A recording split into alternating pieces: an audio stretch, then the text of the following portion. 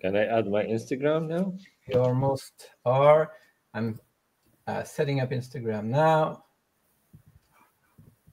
And yeah, we are good. So good evening, everybody, or good morning, depending on when and where you're watching this.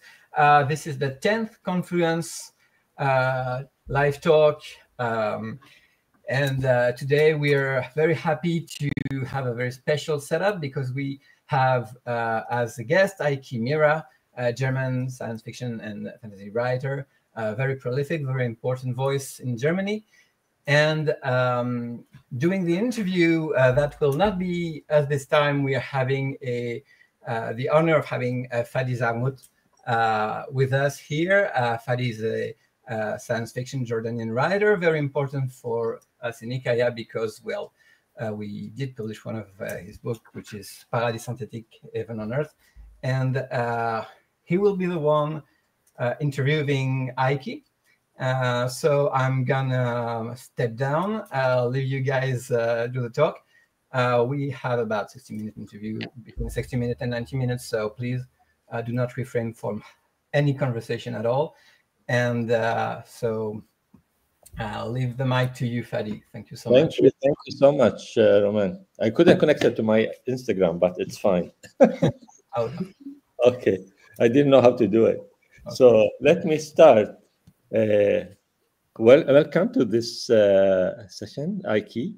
I will start by introducing you to the audience today.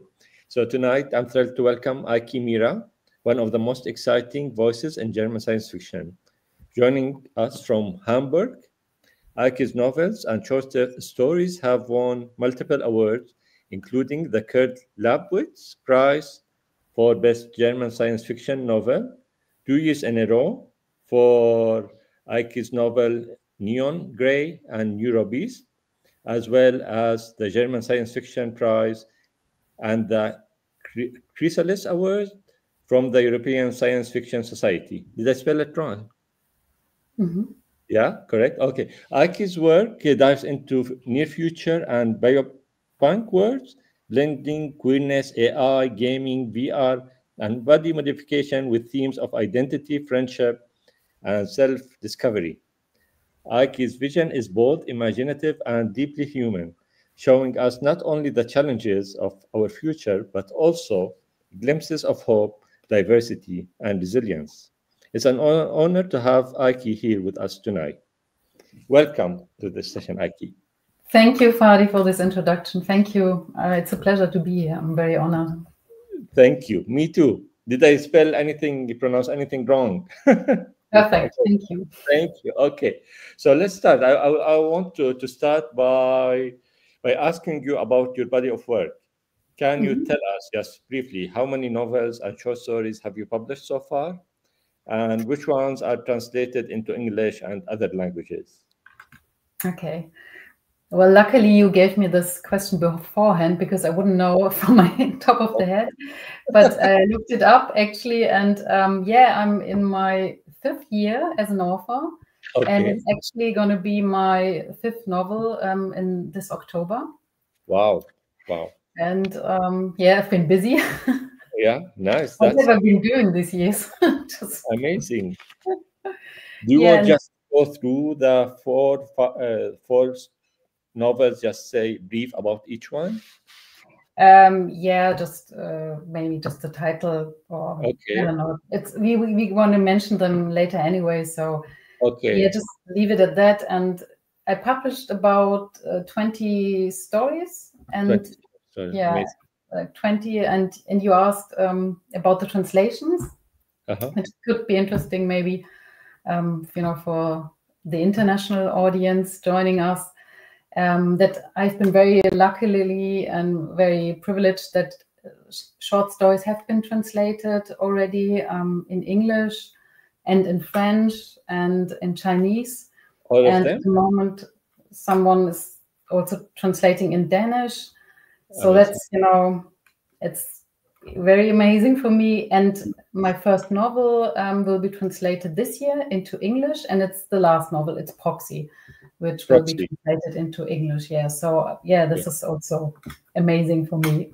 Nice. Proxy, with which publisher is it coming out? In English? Yes.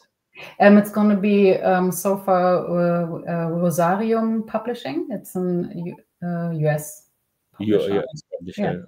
Yeah. Okay. And when shall we expect it to come out? Oh, I don't know. It's just, it's happening right now. We're just talking about the contract, so oh, congratulations. I'm really excited. It's it's just happening. Yeah. Nice. Okay, so I think your first novel was called Titan Kinder, right? Yes. Mm-hmm. Okay. Can you just speak briefly about it? Just tell us. Yeah, the first one was actually, it started from a short story, which was quite long. And then I wrote the second part, and then I thought, oh, this could be a short novel. And so I was, very impatient to publish a novel. So this was my first novel. It's kind of a short novel, like 200 pages. And it's about people going to Titan and, finding their, weird things are happening there. So it's kind of a space, I called it a space utopia. Amazing. And it's very queer as well. Wow. I want to read it. I want to read it. I want to know more about it. But this one, is it translated to any language? No, not yet. Not yet. Okay. Yeah. So now I think, which is the most successful novel? Is it Neon Grey? Yeah, I would say it's Neon Grey, because Neon Grey was also adapted to an radio drama series and just came out as a radio drama series this year. And I was lucky to be part of the writing team, so we adapted it for a radio play series, which was quite exciting. Nice. So yeah, I would say Neon Grey is my. And this one is the one that won the Kurt Lapwitz. Yes, it also won the Kurt Lapwitz prize. Okay. Yeah. Okay, tell us more about it, about this. I'm a big fan of William Gibson and cyberpunk. So I think Neon Grey is inspired by cyberpunk, but it's also it's also my personal interpretation. So it's quite queer. It's taking place in Hamburg. It's also got climate fiction in it, and it's for the novel, I invented different languages, different slangs, which represent the different worlds which are all living in this one city. So, we have, different worlds colliding. We have young people, older people, we have, post-migrant people, we have, gaming, and it's all, intersectional and colliding and represented by different slangs and languages, which are also informed by gaming, by, by different ethnic backgrounds and all these things. Amazing. But how did you handle the language? Like, they speak different languages, how they interact? Did you create a language? I wanted to ask you about this because I'm fascinated about how language shapes our identities and gender identities. Yes. That in my novel, The Man of Midnight. But how did you do that in your novel? How does it work in the German language? How do you handle non-binary identities? How do you present non-binary characters in your novels? Yes, that's a very interesting question, because in German language, we actually don't have, like in English for non-binary, they and them. We have a variety of neopronouns, which on the one hand is, for a writer, very exciting, because, we have this big variety, and I can actually use in one book, for example, different styles. And in Neon Grey, I did the thing that the main character, or one of the main characters, is gender fluid. So I was thinking about how this character is perceived. And from some persons or entities see it this character more feminine, other more masculine. So I changed accordingly the pronoun between he and she. But in the last novel, the one which is coming out in October, I actually used the English neopronoun they for one character, and another character I just had no pronouns. So I think it's exciting to have this different techniques also in one book to show that how do you write? Non-binary is like an umbrella for different ones. Sorry, how do you write a character without pronouns? You just refer to them, or I don't know, refer to them by the name, or how does it work? Yeah, it was quite tricky, but you know, how to do it, also to do it smoothly. Yeah, I you know, I had to find a way so it's not too awkward. And but it's challenging. Also with neopronouns, it's also challenging because we have this big variety. People are not used to them at all. I mean, it's impossible because you have this, you know, big variety of different neopronouns, and we haven't settled on one set. So it's always challenging to integrate them in the text. So, you know, in the way that you feed them slowly to the reader. I try to, you know, to do it so that it, you know, you start with little bits and then it becomes more so that people get used to it. But it's very tricky. You have to think a lot about how you integrate them because we haven't settled on one like in English language, they and them. So it's always new for people, and it's always in a way awkward for a German reader to read it because. Interesting. And you said in the German language, so you have variety of pronouns. Are they newly invented or has always been there in the language? No, they are all new invented. So they're all new and different, you know, strange to our ears in a way. You know, we are not used to them. Oh, nice. They're just, you know, so yeah. And it's still ongoing. I mean, people are still ongoing inventing them. And it's, you know, it's very... Yeah, and some, because of all this variety, some even use the English ones, like in everyday language, like they and them. Yeah. Okay, good. And you also published an essay, a non-fiction essay about queer science fiction. So I want to ask you, what is queer science fiction to you, and why do you believe it's important in today's science fiction, speculative fiction literature? Yeah. Well, queer science fiction for me is quite a lot. It's you can see it as a genre, but you can also see it as a critique for science fiction, like an innovation as well. Also, for me, it's not only about representation, but also about writing and new narratives. I also see in it a movement about, you know, social progressivism, about constructive future building, inclusive storytelling, community-focused narratives. So in a way, queer science fiction is for me, you know, something which not only critiques existing systems, but also actively imagines more inclusive and more equitable alternatives, where people are queer, but also where, you know, you challenge certain narratives, for example, the isolated hero, the isolated male hero, and instead you have, for example, a team or a found family where you have queer and hetero and, you know, different people acting together, and you know, and these are like the main characters. These kind of things I'm imagining when I'm thinking about queer science fiction. Nice. Do you know who are your favorite queer science fiction authors? Or what books would you recommend for us to read?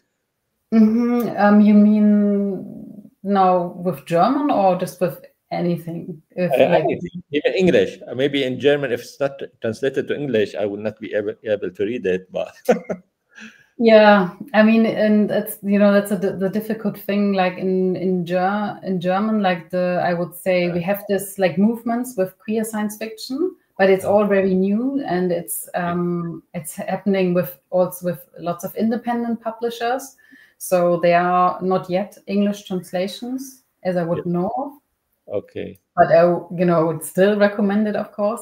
And then especially in the Anglo-American science fiction, I think it's you know, it's there that you have, you know, lots of different authors who are incorporating queer characters in their, you know, in their fiction, or, you know, identify as queer science fiction. Yeah. Do you have any? a lot, like Charlie Jane Anders. I really love her. But then recently I discovered a French trans feminist writer, Sabrina Calvo, which hasn't been translated, but which I really love as well, and which I would also say is queer science fiction.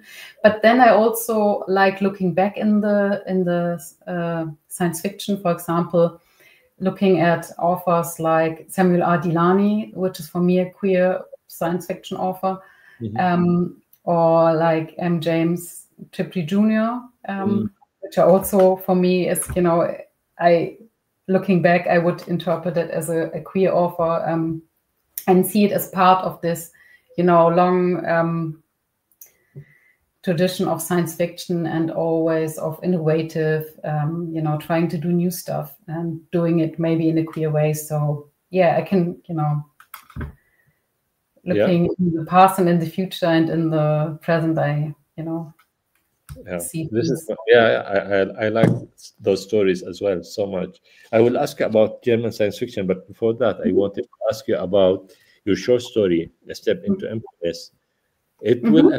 I'm not sure the anthology, is it out or not? Amplitude, Stories of Queer and Trans Futurity. Yes, it's out, and I think it's also has been on like best-selling on the USA Today list. Oh wow, Today, congrats. So, yeah, but USA Today, which is amazing, was a couple of months ago. They gave us this information. Okay, and when was it out? I think it was out this year. Yeah, it came out this year, a couple of months ago. And yeah, the editor is Lee Mandelo, who's also been, I think, a Nebula nominee, a writer and editor who focuses on queer and trans speculative fiction. Wow. And you only have one story, A Step into Emptiness. Yes, exactly. One story in there. It's an anthology. There are, different stories. Yes. I read it, and I like it. I enjoyed it. Wow. Thank you. Do you want to say anything about it to the audience? Just a brief about the idea. Yes, I could say that it's a story about a spacer and an earther who regularly meet in a hotel on the moon. Yes. And the spacer grew up on a space station and undertakes long journeys and carries their sister's organs in their transporty. And the earther lives in an open marriage with an artist and corrects romance novels written by AI. And what connects them is a neurodivergence, a form of sensory processing that is treated on Earth with medication. Not so in space. It is very much desired for space travel. And yeah, and the story, tells their love story. Romantic. Yeah, it's romantic. Yeah. Yeah. I wanted to ask you, who are the other writers in this collection anthology? Is it more, is it German anthology, or is it from all over the world, from different? I think it's US, but I think there's also one other translation in it. But it's, apart from that, it's queer US American. Oh, okay. Yeah. Good. Okay, so let's zoom out. And I want to ask you about German science fiction. And what do you think that distinguish German science fiction from the European and global science fiction landscapes?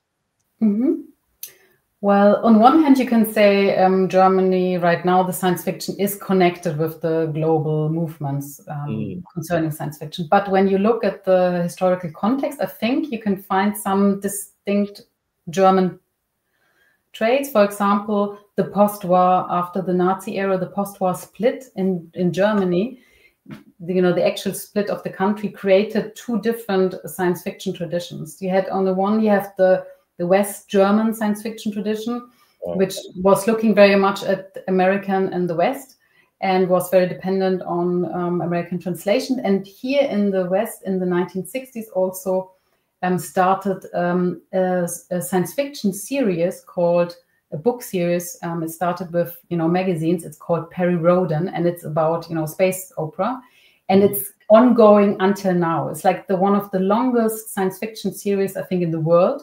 Wow! And it started in the 1960s in West Germany, and it's very much inspired. I mean, Perry Rhodan already sounds English, and it's very much inspired about this, American space opera, going into space, colonizing space.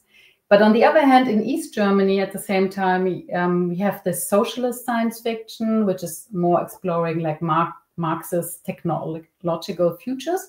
Okay. But you have here more utopian visions. For example, one book which I really loved, and as a kid I loved it. It's called Andimon, and it's by a couple actually, by Karl Heinz and Angela Steinmüller, and it's about this utopian society of siblings. New beginnings. It's a spaceship starting out on a complete new planet and trying a new utopian society. So we have here this utopian visions. So we have these two traditions, and then we have different developments later. But I think what's happening right now in Germany, I don't know how it's in other European countries. We're trying to find out. Is this like a shift towards utopian and anti-dystopian visions? At the moment, in current science fiction, we have there's a lot going on. We had, for example, the utopian novel by Theresa Hannig, which won prizes and has a very utopian vision. And then we have just now Isabella Herrmann has this concept about anti-dystopia. As something, striving towards the positive, not as, perfect as a utopia, but trying to make the best out of a bad situation, which very much reflects, our current situation about multiple crises in the world. Yes. So, I think this is interesting that we have at the moment in Germany is like a generational shift. There are new voices coming, they're, more feminine, more queer, and also more utopian. Nice. So the shift towards like science fiction is our toolkit for building better futures, and and then I think how does this maybe connect also with this East German tradition? I don't know, but it's interesting, So and then you have the two types of science fiction that you had before the Berlin Wall, the Eastern and the Western, and then they converge together to create modern science fiction in Germany. Yes, I mean, that's the thing, and that's also, a topic about Germany, how they really converged, and was it always equal? It's not always like this in the history, but I think now we are maybe, because we also have this anthology project, which actually looks at this novel Andimon, and like authors from today are rereading this novel and writing short fiction as an answer to this novel now. And at the same time, this utopian discourses we have in the science fiction, which are very strong. I think maybe now, it's coming where we actually deal with this tradition, which we haven't maybe dealt before in Germany, because, it was maybe suppressed after the reunion. So maybe this is happening at the moment. I don't know, because it's now happening, but I'm also actually working right now in Hamburg schools and trying to write with, it's also a project about utopia with young people about imagining better futures. And I do this writing workshop. So, even in this context, this utopian discourse is, happening, which is, I think, quite exciting. And how do you see students when they imagine the future? Are they optimistic? Because I once went to a school in the UAE, in Dubai. I tried to do like one workshop imagining the future. And there were young girls. They were, I don't know, maybe 10, 12 years old. And they were all very pessimistic. And I was like, why? Why? You have everything. You have everything to look forward to. Why are you pessimistic? Yes. What's your experience? Yes, I mean, it's definitely the same in Germany, that, it's very hard, and not only for young people, but also for adults, to imagine imagine a better future, especially now when we have all this crisis. And then also we have this idea that utopia is too naive and too perfect. And so, you know, I try to start with, yeah, let's take this how it is now, the realism, the reality of the crisis, and just to try to push against it, like to be anti-dystopian, like not to go into dystopia, but try to make it a little bit better. Maybe have small ideas about how to make this a little bit better. So we don't have to do the whole utopia thing, but maybe go into this way a little bit. I like that. I like that a lot. Okay, I want to talk about your third novel, Neurobeast. It explores technologies, genetic engineering, and cyborg-like evolutions. So do you think humans are inevitably moving toward becoming like cyborgs with advanced tech built in our bodies? Yeah, I think definitely we are already cyborgs. Like Donna Haraway wrote in her Cyborg Manifesto, that this maybe it's it's not helping to distinguish between body and technology, but to look how is our relationship changing with it. And I think it's it's changing. It's getting closer to us. Like, for example, right now looking at smartwatches for looking like how was my sleep. I don't ask my body, I ask my smartwatch, or for navigating. So it's it's getting closer and closer in a way. And it's changing us. Also our bodies, like people already doing operations, like they want to look how they look in a selfie, and want to look, Perfect. That's how, they're imagining themselves through digital cameras and how they want to look like, how it's changing our, beauty standards, or what is, seen as beautiful or not. And that's, I think it's amazing and interesting already what's happening now. And then you just, start from there, and you just explode with science fiction. In a way, in the coming 20, 30 years, what do you think would be like the most technology that we would merge with, or like we would evolve? What do you think? What can you imagine? In your books. Yes, I'm really interested in biology and in synthetic biology, like how you can build synthetic cells and synthetic beings. That's what I think is pure science fiction and really interesting. And at the same time, what I see now with, for example, new drugs, or like something like Ozempic, where you use injections to make yourself thinner. I think this like invisible technology where you don't have like a watch or a glass, but you take certain things, you take injections, or you have operations. And I think this is something which I can imagine that this kind of technologies will change our bodies more, and maybe change our relations as well. Nice. I'm looking forward for the future. And one thing that I want science to fix is aging. Yes, definitely. Please. Yeah, me too. Yeah. And that's I mean, you have all this longevity thing where people want to live forever. Yes. Especially the bad ones. All the millionaires want to live forever. I don't know why. Yeah, but I'm scared about the digital copies. Consciousness, the ones you explored in your Utopia, right? Yeah. 27 short story. Okay, so let's go back to Proxy, your latest novel that will come out in English. It's a utopia of the end of times. It has such a striking concept: VR, identity, climate crisis, and the road trip. What excites you most about this story, and what do you want readers to take away from it? It was so much fun to write this road trip,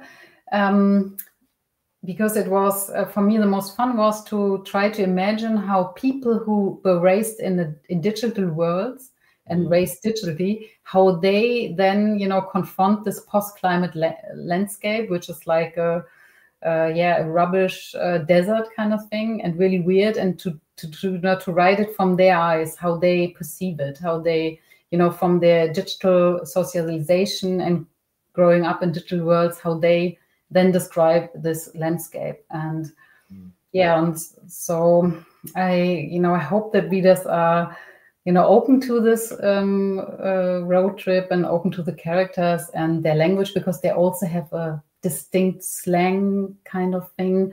It's I try to imagine European as one big city, and they have this like mashup of slangs where I try to fuse different European languages, and yeah, this can be quite alienating on the language level, and also of course on the landscape level, because you have this like weird post-climate landscape, and it's this seen through eyes, or through eyes which have been trained digitally and raised digitally. So yeah, I hope people are just open for it. Yeah, so it's like post-apocalyptic kind of story, and then so that's after the climate crisis, and then dealing with it. Interesting. Yes. Nice. But it's called like end-side utopia, like the end times utopia, because it has, in the end, it's there's also something utopian happening. Beautiful. Nice. I look forward to read that. Okay, I want to ask you, in one interview you mentioned that queer science fiction often sells poorly compared to mainstream science fiction. Why do you think that is, and how do you see this changing? Yeah, in this interview, it was actually an author who said something like, "Yeah, why do you write queer science fiction? It doesn't sell, and you won't make money." And I of course think that it's it's part of our world and of our future, and of course I will write about it. And I think that on the one hand, you can say it's like a self-fulfilling prophecy. If you think it's like a niche, you don't print as much, you don't put it in bookshops. But on the other hand, when you look, especially online communities, people are actually asking for it. I think that is what's changing, that readers are actually saying, yeah, I'm looking for books with these kind of characters, with this kind of representation. Where do I find it? So people actually, kind of demanding this queer representation. Yes. And so, this is, I think, definitely changing, that, readers are getting active at saying, yeah, I actually want to read this and this. And then I also think that this big process is happening, like with women in science fiction, that at the beginning it's maybe weird or not done as much, but now it's normal, and lots of male authors have main characters which are female, and it's not it's not a big thing to have a woman in science fiction. So I think, of course, it won't be a big thing if queer people are in science fiction, and then you won't, maybe, today you don't call it feminist because there's a woman in science fiction, and you probably won't call it then in the future queer feminist because they're queer people, because it's just going to be normal. Exactly. So yeah, I mean, imagining the future, it has to be queer, because everything changes in the future. So it has to be queer. In a way or another, we will not stay the same. Yes, yeah. 20, 30, 40, 50, 100 years from now. Yeah. Yeah. Okay, so where do you get your ideas about the future? Is it from science, journalism, gaming culture, something else? What's the spark that makes you say, "Oh, this is a story that I want to write about"? Well, I think it's, first of all, it's all of them. I love science, like I said, synthetic biology, but also journalism, also scientific journalism, but also political, gaming culture, and music. I really love music. It's it can be very inspiring. But how do I get to a story? For me, it's always a location. I don't know how this works, but at some point I will see the scene of a weird place, a weird location. It's going to be fascinating, and I want to explore it. And I know that from this location or this world, certain person will arise. There will be certain conflicts, and I want to explore them. And this is like how the journey starts for me. And then in the end, I will have a story, but it's always this weird place. I don't know. It must have something to do with the genre science fiction, but that's where it starts. And I don't know where it comes from, how exactly this works, from reading an article and then days later this weird place arises. I don't know how this works. It's magic, but this place arises, and if it fascinates me and I want to explore it, then a book could happen. Yeah, I think for me the same. Like usually a scientific article, for instance. Yeah, I remember the story when I wrote Heaven on Earth. Mm-hmm. I had a magazine in my hand, GQ magazine, and then I read an article about an American scientist who says that in 20, 30 years, we will fix aging, and then human beings will be living to 1,000 years. So this idea was like, okay, I couldn't sleep. I just wanted to imagine how society will be like when this happens, like suddenly when this huge thing happens. So yeah, I understand you. Yes. Okay, good. And then, you know, things are working in the head, and then you know, things are starting. Yeah. I mean, it's just an idea. Well, science every day they come up with the new discoveries and new inventions, and then these inventions have the capacity to change our lives. And then this is what I say. I wanted also to say that I believe now, especially at this time, at this moment of time, because technology is accelerating changes every day. So I think it's very essential to imagine the future today, especially with what's happening, the climate change, the wars that are taking place, AI shaping the world. So I think it's very important to have more and more people imagine the future. So my question to you, do you think science fiction writers globally are doing enough to expand possible scenarios about the future? And how do you see this project that Hikaya is doing about translating non-Anglo science fiction to French, contributing to this global conversation?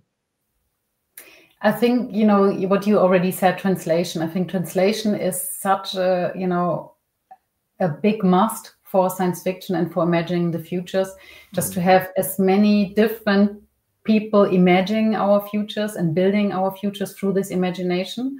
And with translation, we can start, you know, bringing these different cultures and people together, and the worlds and the places, and, you know, get into contact with each other, the readers, because I think it's, you know, it's important to have this dialogue in science fiction. For me, as a genre, is this long dialogue, or is transgenerational dialogue.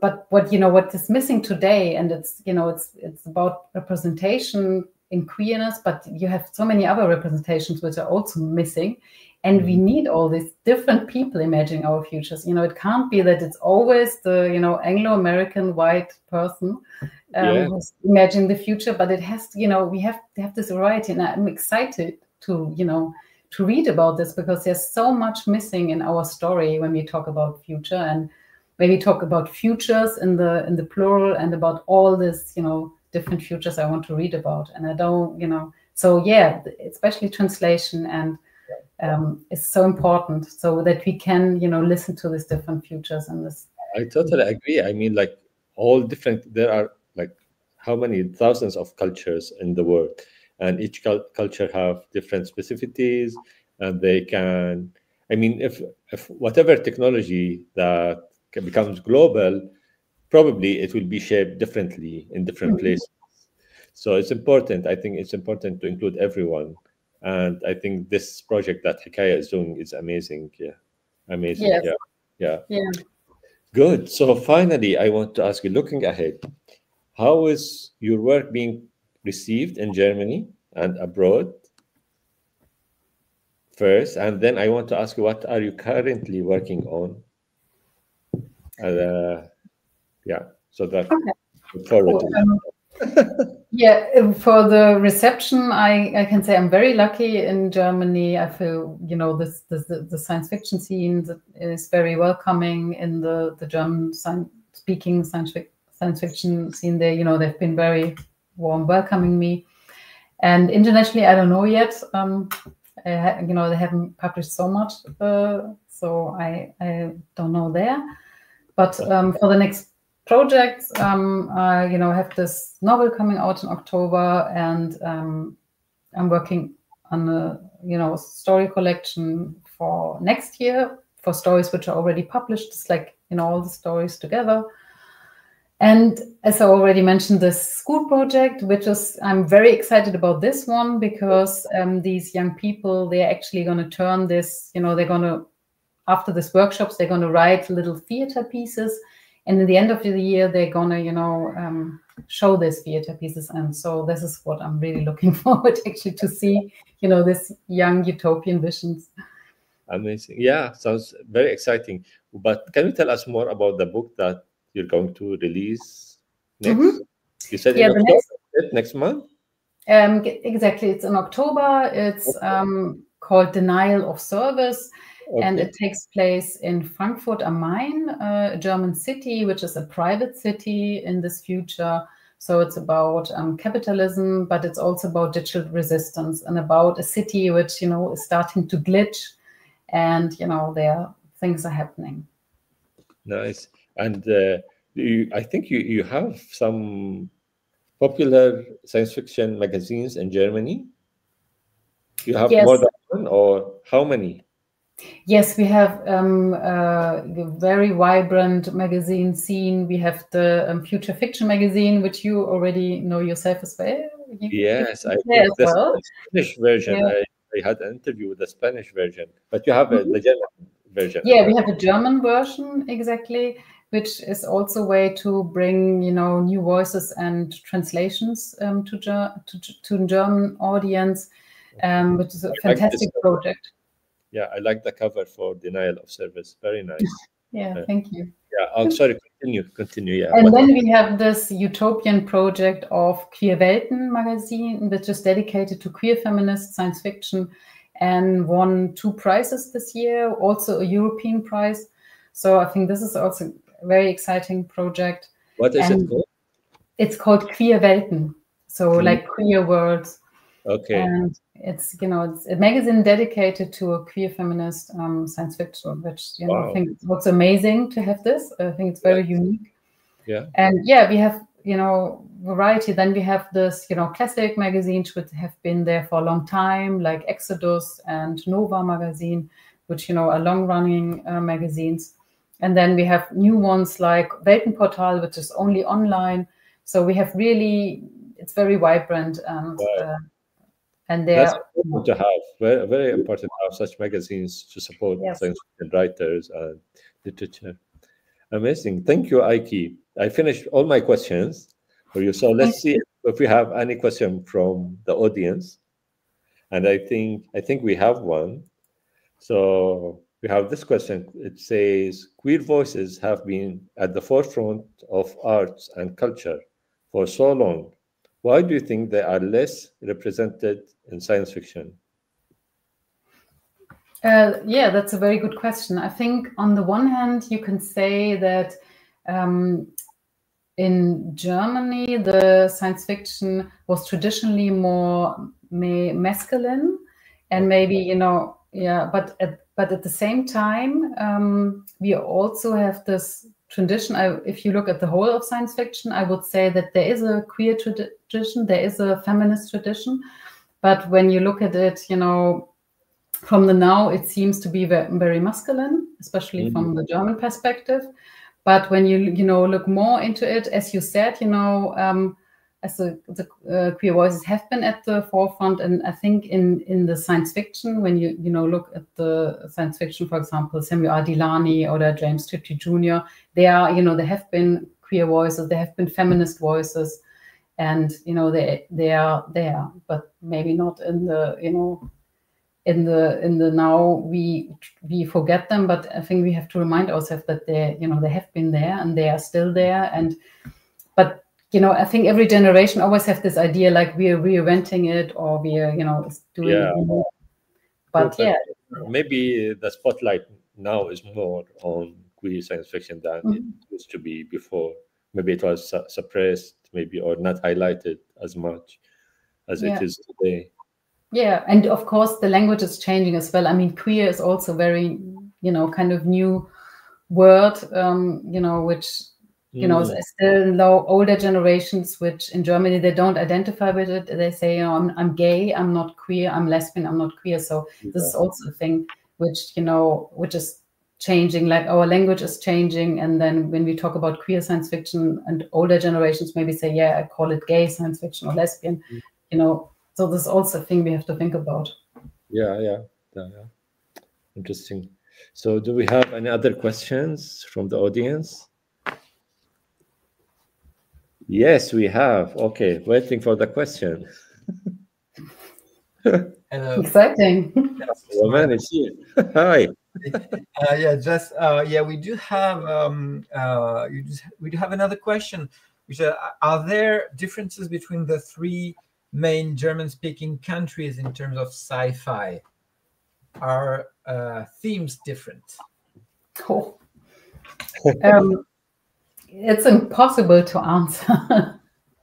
I couldn't say. I'm really not an expert to answer this, but I'm sure they are. You know, they have distinct historical context, and they have the authors also have a different. So I can't answer this question, but I'm sure there is, and I would be excited to know more about it. Especially they are so close, but we don't know so much. I'm in contact with Austrian writers. We meet at discussions and things like this, but I can't say I'm an expert to actually know what are the distinctions. Interesting. That is interesting. But those are interesting subjects that we do hope will get studied in the years to come, because yes, sci-fi studies and fantasy studies are pretty much kickstarting in Europe. Yes, we do have another question. So I'm kind of getting some on live. Germany is known for both forest-like ambiences, but also very industrial ones. Do you think this influences your ambiences? Is it about music? This or I don't understand the question. I think the idea is that there is a in the idea of German fantasy, there is both a very natural a side and a very heavily industrial side, like two extremes. And how does this influences the way you see you imagine the environment? You mean, right? In the question, they mean the environment when you imagine. Okay, yeah. Okay, yes. Yeah, when he said that, it reminded me of Netflix series Dark. You have all the nature, and then you have the industrial. Yeah, and I think one thing which I discovered in my stories, and I think it's also maybe a German thing, is the forest. It's definitely, and I think in Dark as well, there's the forest, and I think the forest is a place of imagination. We have forests in Germany, and we have this like fairy tale tradition of the forest. I think lots of Germans grew up with this fairy tales from the Brother Grimm, and the forest is a magical place where things are happening, and it can also be weird things, and it can also be science fiction things. So I think the forest as a nature place is also for me present in my science fiction, definitely. And on the other hand, we have lots of big cities and lots of urban life, and so urban life is a big part of it as well. Okay. Nice. Okay, thank you so much. Thank you so much. Thank you for the questions. And I'm checking if I have other questions, but I don't think there is any. I have a question for you, Roman. So this session you will post it on YouTube? When will this? This should be accessible tonight, I believe. Right. Okay, so we can show it. Tonight, at worst in 24 hours. Okay. Usually it's immediately available among the replays on the Hikaya channel, so you can share it with anyone you like. Roman, can I ask you? There's the book behind you that is published, the anthology. Yes, we didn't talk about it. Can we ask Aiki to tell us about it? Yes, of course. Well, to be last question from my side. Yes, of course. I mean, it's but you have to just tell me the name, because I can't really pronounce it off. Yes. It's l'abécédaire de l'imaginaire at the l'Asiatech Publishing House in France. Yes, exactly. And we have this, I would say, feminist science fiction story. It's called in English, I think, The Nest, by how do you pronounce her name? From this Chinese author. Oh, the Nest from Qiuhui, I would guess. I don't have the tones of that. And then Marginalia from Louvain. Louvain, exactly. And exactly. And from the Chinese author, we read this short story, which is really great. And then me and Louvain wrote a story, as a reaction to it. And this was the challenge. And I think it's a beautiful project, this idea that, this about not only writing, but also reading each other and then reacting to the story and in different ways and trying to incorporate themes. And I think, this is like a writing dialogue. Yeah, it's an incredible book and an incredible initiative. We did have the publisher in one of the Hikaya talks, together with Capsule Magazine's German publisher, and we did have a talk about how the collaboration, the international collaboration around this specific book worked, and so also available as a replay on the Hikaya channel, YouTube channels. So if you people are interested, do not hesitate to check. To check. It was a very nice talk and interview with Philippe Tollier from l'Asiatech and from Capsule. So yes, very, very, very nice one. That's how we first went in contact with you through this initiative. So amazing. Yeah. I'll check if we have any other questions, but I think we are done. Yes, we are. So I'll let you, Fadi, do you want to close? Yes. Well, I just want to thank you, Aiki, for this conversation. I really enjoyed talking to you and learning about your work, and I look forward to read more books from your books, especially the one that's coming out in English. And keep writing. I love of queer science fiction. Wow. We need more queer science fiction. And thank you, Roman, for organizing this and for asking me to host Aiki and to do this. It was a very nice experience for me. And thank you, Fadi and Aiki, for trying this experiment with us and for being there on these talks with us. It's really important for us to have different actors from the international scene to talk to one another and to really deepen and solidify collaborations. And it was really cool learning about Aiki's view of the science fiction world. So again, very, very interesting. And thank you so much to both of you. Thank you.